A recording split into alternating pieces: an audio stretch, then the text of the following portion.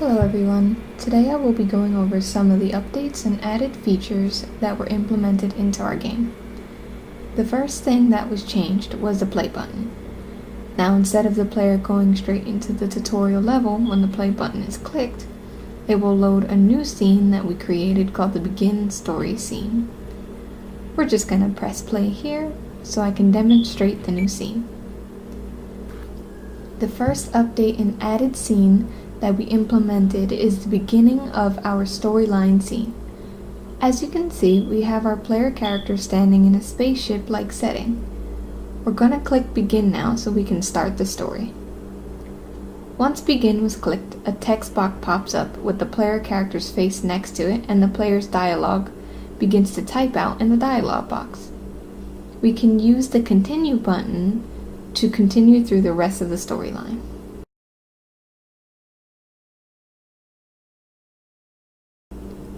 This last part of the dialogue that states how the player enters the next level is the ending of our story. Now when we click continue, it will load our first level, the tutorial level.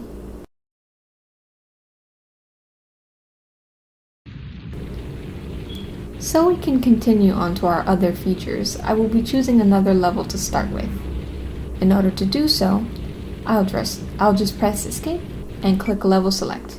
We'll be going into level 2 normal.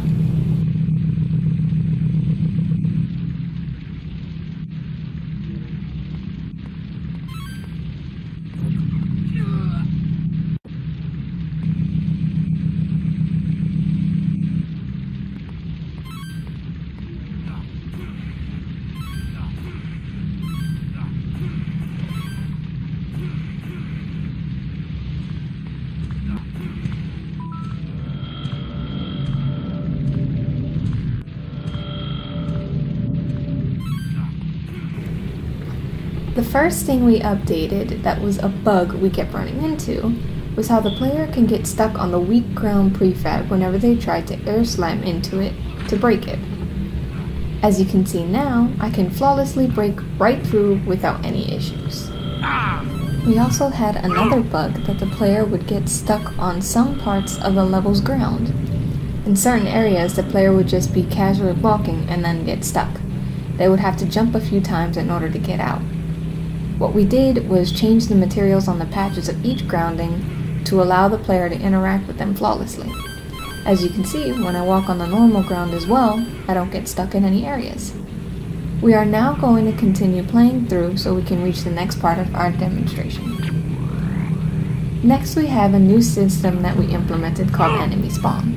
You cannot see any sign of the spawns being there, but there are hidden enemy spawns in this area that once the player hits the trigger, one of our 3 enemy types will spawn.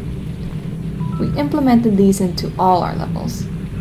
And as you can see, as soon as I reached a certain area, an enemy spawned right in front of me, ready to fight. In this next area, we have a laser door. Previously, we had a breakable wall to go through. We changed the wall to a laser door that won't open unless the player finds the special collectible.